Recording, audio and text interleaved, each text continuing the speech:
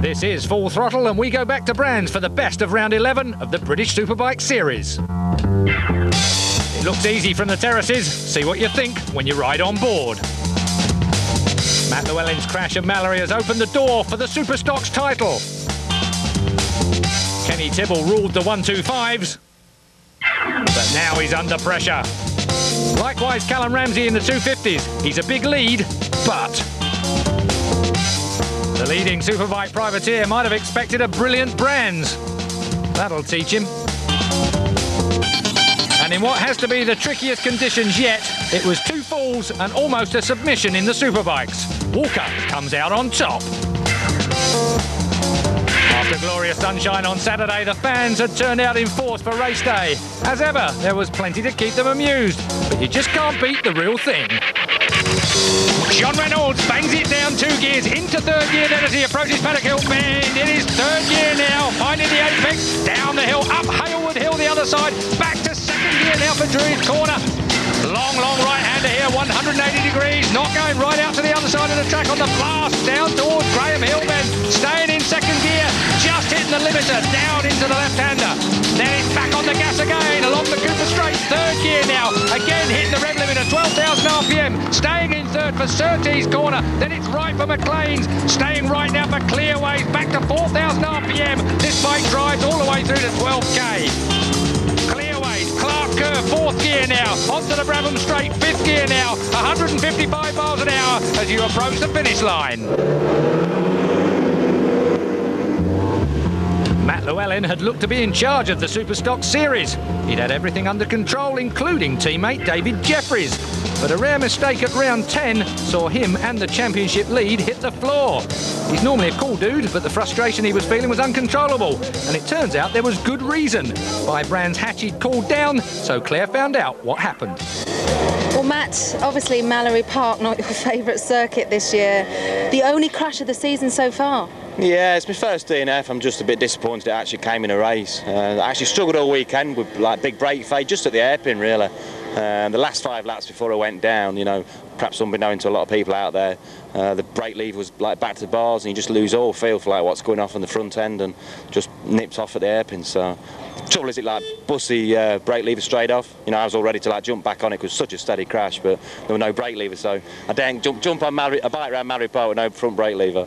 Absolutely. Well, it's now a 12-point deficit. You've got it all to make up for this weekend, and it's not too tall an order for you, though, is it? Nah, for sure. A lot of people around the paddock and people that know me have said, "Oh, you've blew it there," but you know, there's still 2 full races to go, so anything can happen.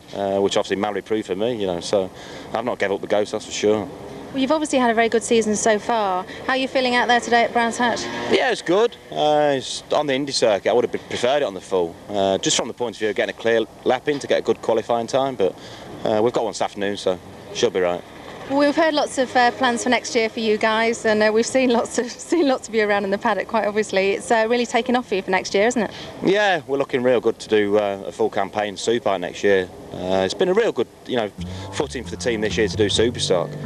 So they can learn from this year to progress next year into Superbike. So looking forward to it. Be nice to win the Superstock Championship first, though. Glenn Richards is on pole, David Jeffries in 2nd place, Matt Llewellyn and Jamie Morley on the Beckley Suzuki there in 4th place. That's the front row. Danny Bowman, Christopher Mullen, Rob Frost and Ian Campbell are on row 2. Row 3 sees Ian Duffus, Andy Tinsley, Gus Scott and Mark Heckles.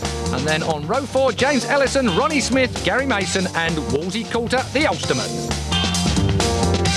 The storm clouds are brewing over Brands Hatch. A green flag from the back of the grid then. So Glennie Richards on the Sanyo First National Honda is in pole position. Alongside him the 202 Plus Page3.com Yamahas. And then it's the Beckley Suzuki of Jamie Morley. That's the front row. A great start there from David Jeffries. David David Jeffries on 47 gets a flyer, but look who's come through. 72, Jamie Morley, straight into the lead at Paddock Hill Bend on the 750 Suzuki. What a start from him over our curb gap, up Hailwood Hill now towards Druids we are.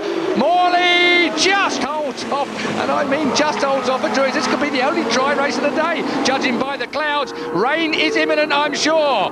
5 is Glenn Richards, the pole man, in 3rd place. But and already we've got a fall, and that's at Druids. And that looks painful. That's Marty Nutt's bike. I thought that was Marty Nutt, the Ulsterman, laying in the track. Also there, 57 now. That's Steve McMillan on the Honda. So Steve McMillan down 2. The race continues. We're at McLean's, joining Clearways. Steve McMillan leaps away from the track. Still it is 72. Jamie Morley leading this race from 47. David Jeffries. David Jeffries, well, that's a man that he didn't expect to see in front of him there, although he might have done, because he was on the front row too. 750 Suzuki versus R1000cc Yamaha, blasting up the hill, but Morley hangs on to it. Great ride here. So the Beckley Suzuki man hangs on for a whole lap. Yellow flags being waved. That's the incident with Marty Nutt out to one side, and a red flag. So we get a red flag. Then, oh, that's Rob Frost has fallen down as well in the same place. So Rob Frost, bike 32 is down. Frosty's going to try and restart that bike, you can be sure. So a quick dust off then. Will he make it back to the grid to restart this race? That's got to be the question. Well, the race being stopped on lap 2 of the 26 as the rest of the riders stream in. Rob Frost we watch up on the hill as he prepares to get back on his motorcycle. Oh, there's a bit of time going to be made for him here as they have to get the cement dust down. Yes, and Rob Frost has got it restarted, so he rejoins pit lane and he will be able to restart, according to my reckoning on the rules anyway. And there, well, that gives you an indication of what Rob's picked up. So a quick brush down with an oily rag. Frosty looks okay. Sorry, Rob. And they have reopened pit lane now, so the riders will be beckoned out onto the track to restart this race. To the line they must go. And Rob Frost is definitely restarting this race. So Rob Frost back in with a chance. He qualified in 7th place on the grid. He will start again from row 2. It's over 26 laps in their original grid positions for the restart. Matt Llewellyn there trying to steal some of the points back that he lost to David Jeffries at Mallory Park if he can, but he's got Glenn Richards on bike 5 to deal with first. Richards in hot form at Brands Hatch. Now can Jamie Morley make another start like he did in part 1? Jamie Morley on bike 72 on the inside of the grid there to the left of your picture. Morley again gets a great start, but this time it is Richards that's stolen the whole shot as they fly over our camera at Paddock Hill Bend. Richards leads, David Jeffries second, and who was that coming into view there? Danny Beaumont on 73. So I think that was Danny Beaumont riding Alan Batson's motorcycle. Alan Batson has loaned his bike out. Well, it's doing better than Batty's done with it this year. So Alan Batson is up in the control tower watching his motorcycle in the hands of Danny Beaumont flying round Brands Hatch. But it's David Jeffries in 2nd place, chasing 5 Glenny Richards, the pole man, who made a much better start this time round. We're at McLean's. On to Clearways now. Then it's a real squirt through Clearways onto Clark Curve and then the Brabham Straight with everything getting loose underneath the bikes. Oh, look at this. Glenn Richards pulling away on the Sanyo First National Honda already. Mick Grant and Russell Savory, the team principals, standing in pit lane, will be very happy to see this, but the R1 Power looks at the inside with David Jeffries on. David Jeffries makes that bike waggle up into Druids. Richards, Jeffries, Beaumont, Morley, Frost and Llewellyn are your top 6. Matt Llewellyn, not a good start for him there. After lap 1, he's down in 6th place.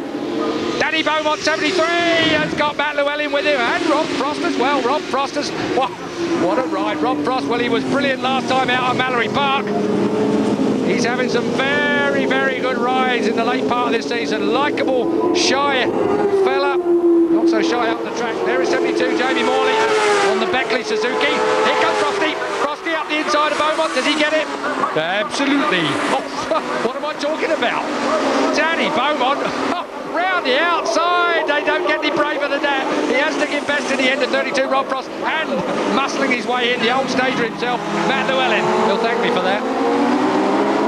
72 there still is Jamie Morley at the back of this bunch. Meanwhile, Glenn Richards at the front. Oh, and the fastest lap, 48.1. Well, that used to be a 500cc Grand Prix bike lap record round here many years ago. And that was before they slowed down the Graham Hill Bend. Glenn Richards over the line. Oh, and his teammate Chris Vermeulen is out of this race. Well, not happy on this Superstocks bike for some strange reason here at Brands Hatch. Chris Vermeulen qualified in 6th place, but he's out of it now. Richards, Jeffries and Rob Prost, we're looking at him on bike 32. He is in 3rd place. Llewellyn, Beaumont and Morley round out the top 6. This is the battle for